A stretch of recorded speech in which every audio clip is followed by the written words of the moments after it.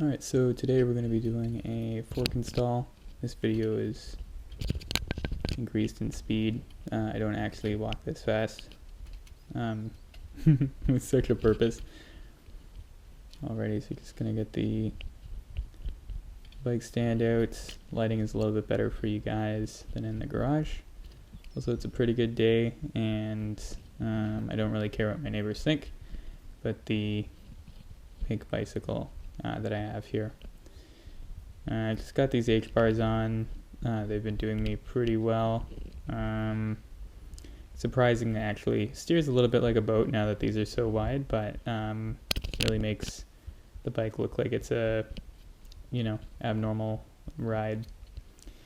Generally, I don't like using lawn seats for keeping tools or anything like that, so I think at this point I just get the table. I just get the table here. This isn't perfectly level or anything like that. Normally that's an ideal spot, but because we're going to be replacing the fork, I do move it a little bit later. So I'm just getting everything out here. Yeah, that's just going on the table. So yeah, normally I focus on the drivetrain, so I just keep it on the left. The bicycle drive side out on the bike stand, of course. And I don't have a perfect set of metric Allen keys, so they're all just kind of disconnected here. Thinking about getting some kind of tool, like a workbench type of thing. Still a work in progress. There's a lot of room that needs to be made in the garage, so not super set on that. With lefty forks, you need to take off the caliper here before you can take out the wheel, because the wheel is removed instead of parallel with the in the direction parallel of the fork, but actually perpendicular. So I'm just going to unscrew this guy here. The hub I have on here is the P1 hub. So this is the first version of these hubs. It's the cheapest one on eBay. It's like painted carbon fiber. Those hubs are very expensive. Stock, so just a cheap Chinese one. I'll explain why it's a bad idea a little bit later, but basically the bearings are all exposed on those. Alright, so I gotta save the headset. The stack really, because I'm going to be replacing it with a non-suspension fork, I'm just going to raise that as high as possible, the stem. And because I'm touching the headset, there's a bit of grease, and so getting gloves on is hygienic if you have any. Of course, that's not necessary. People prefer to not use gloves if they can help it. But, get gloves that are too small for you. Sometimes you can barely notice the difference. Now, I don't like dangling the cables here, so I'm actually just going to move the table. So I have to do this balancing act. Just kind of move that. Just get the crotch eye view there. Sorry, guys. I don't like keeping those cables like that all kinked for long, so it does have marginal effects. You do end up feeling it. You end up feeling it and then getting used to it. But I don't want to live that life. So now I just gotta adjust everything, sort of half disassembled there. Yeah, so these lefty forks, this is with a adapter, so this is a Trek Crockett running in Cannondale lefty. Just have a project 231, 3-to-1, whatever that number is called. Just look up lefty conversion kit if you want to get in on that. I have another video where I'm describing, things to consider, all of that stuff. When you do want to change out your fork. Also, this is my only bike. You may have just noticed that by looking through the garage. I swap out these forks so that I actually get a different feel for the bicycle. I do get bored of it. I used to have like 8 bikes at a time at one point during high school, and of course that is a total mess. You end up lending them out to friends and stuff, and that's really fun because you get to bike with your friends that for whatever reason don't want to get a a bicycle, but yep. Or having a spare bike, bike for different moods, all that stuff. Maybe just noticed I put in a red adapter, so this is a 1 1/8 to, and then it tapers out to a 1.5 inch steer tube, but that's problematic. This is a 1 1/8 all the way through steer tube. So the head tube cannot accommodate for it. So I just put in that adapter. It's really just for the 321 adapter for the lefty. So it's sort of that just raw steer tube that you saw me take out. But it seems to be working fine. It has like this little slit in it, that helps it expand and contract. Seems to be working fine when it sits on the bearing. I haven't found any issues. I haven't found any, nicks or anything like that. So I think that's fine. So yeah, something to consider also, is your fork steer tube actually going to be compatible with your head tube? 9 times out of 10 it's going to be 1 1/8, especially if you have a budget frame or a non-mountain bike frame. The Trek calls this their E2 head tube. It's really just a tapered head tube, not a big deal. I needed an extra spacer in here, so I just thought I'd pop in just a couple mils. You need a bit of space on your stack to get the proper pressure on your headset, but not too much space, just up on the stem there before you put on the top cap. Otherwise, that can damage your stem. Yeah, so I'm just kind of checking the tension there. There's a brake caliper sort of dangling, so that's gonna turn the bars, but everything seems generally okay. A little bit snug. Had a bit of grease there. I had to take that off. All the headset parts just kind of go into this tube that I got with the poster. So that all fits in there. That's how I store that. No need for a drawer or any spacers like that. I only have one bike, so I don't need any spare parts. Definitely don't need a replacement spacer for a headset. That's the 1 1/8, or sorry, that's the E2 steer tube fork there. I think it's a 10 mil through axle on the Trek Crockett. Yeah, if I need something really light, I put it on. It's pretty aggressive. Really only accommodates like a 35, 38 mil tire. So if I want that aggressive ride, like a cyclocross would be, then yeah, I put that on. But yeah, I just don't need it right now. Just want front panniers. I'm gonna be taking off that weird chrome bag that I have on there, but not for this video. It's just 2 bolts, takes 5 seconds, and I don't need the panniers at this point. Yeah, I guess it's a good opportunity to clean up wheels, all that good stuff. I don't have 2 rotors, so I take off the old one, put in the new one. So this is that happening. On the hubs here, or on the front hub of this guy, I have the cheapest lefty V1 hub. The bearing is just sticking straight out as if it's basically a like a skateboard or something like that. No cover whatsoever. So there's a bit of grease on there. I lost the footage, I suppose, or that video file got corrupted. But there's a bunch of grease there. I had to shoot it up with some disc rotor cleaner.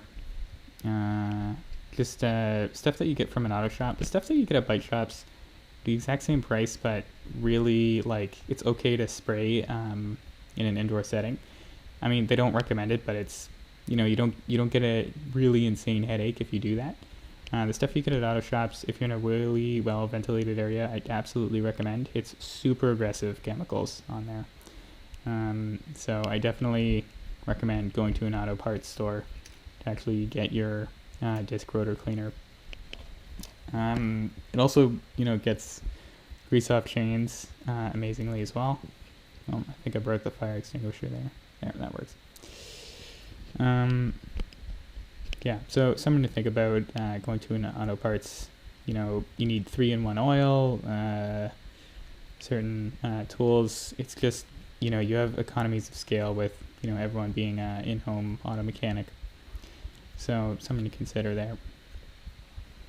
Degreaser is, you know, engine cleaner, another one. It's a good one. Varsol. Yep, just tucking in the tire. Not a huge deal here.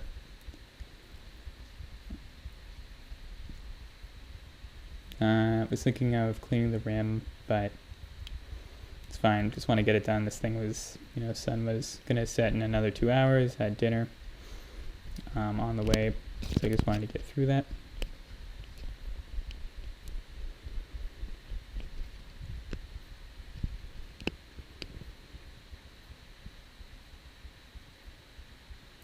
This is also my, that's how I inflate my car tire, is with this pump. I don't think it's that odd to do, but it takes a really long time to add, you know, just 10 psi. I have a leaky wheel because it parks on an angle, but that's beside the point. This guy is much quicker. What I just did there was I put my thumb on the tire to sort of simulate a curb, like a sidewalk curb. And then I just put my body weight on it, and it didn't touch the rim, which indicated that if I hit a sidewalk curb head on with my body weight, I wouldn't have a pinch flat. That's generally a good indicator for, hey, is this too deflated? You know, can I check? That's a all right pressure for your tire. You could just read the sidewall of your tire and then try and line that up, but honestly, it's not ideal. You just want that nice cushy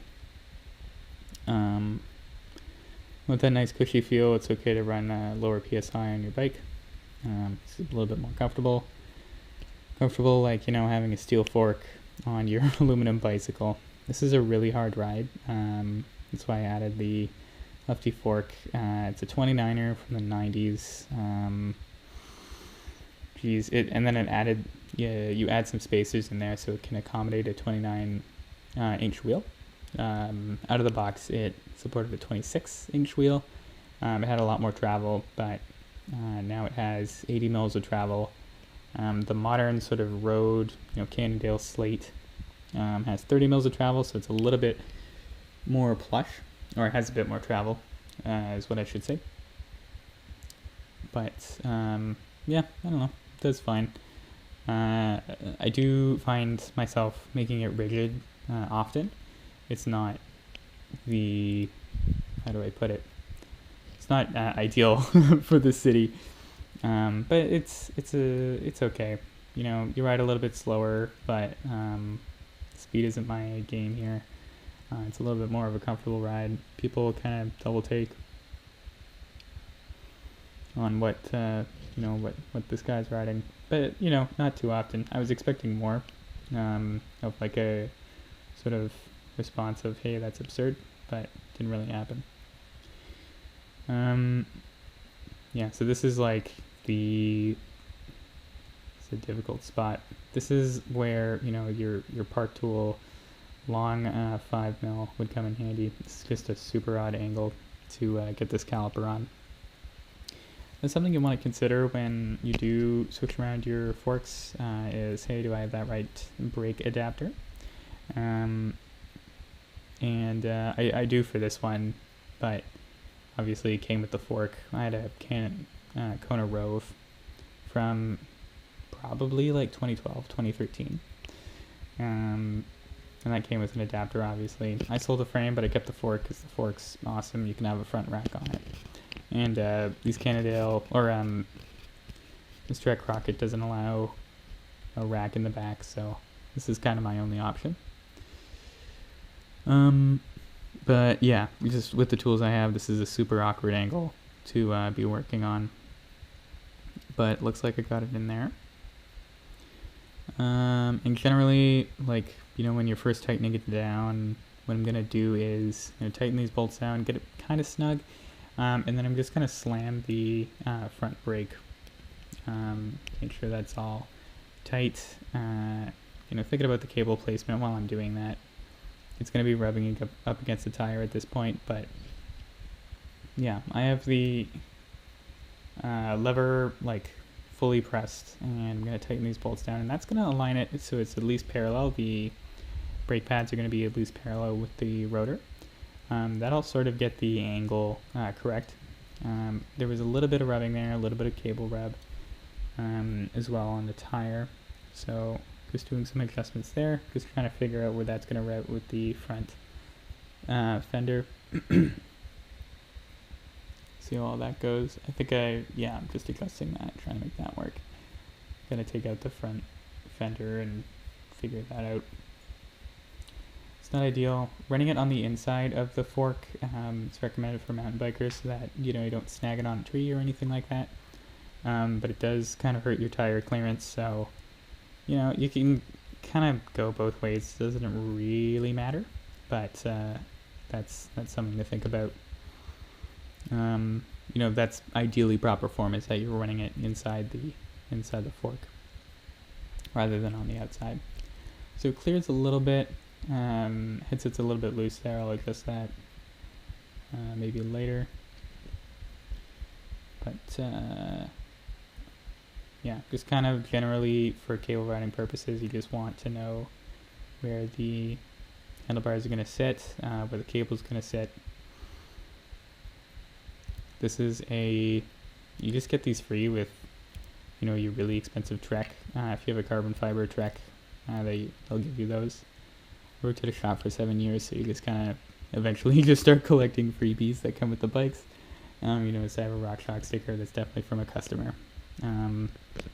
That's pretty normal. Like, if you're getting parts installed on your bike, like the mechanics are keeping all the decals.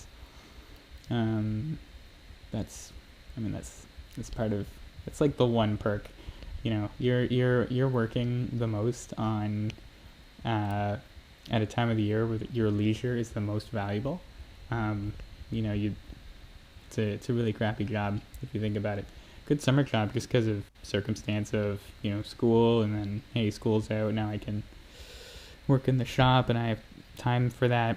And then you just you have your crazy 50-hour week with customer service and all of that. But yeah, and right here I'm just trying to adjust the caliper. This is just trial and error. Some guys just don't get it, but just look up a good video. I'm not going to explain it now, but this is a single piston caliper, so just want to get the pad that is not moving as close as possible to the rotor, and the pad that is moving, you give it a little bit of clearance, but you modulate your brake cable slack tension, whatever you want to call it, relative to that.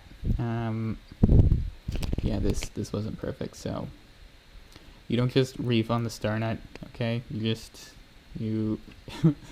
have to loosen your stem bolts first before you do that.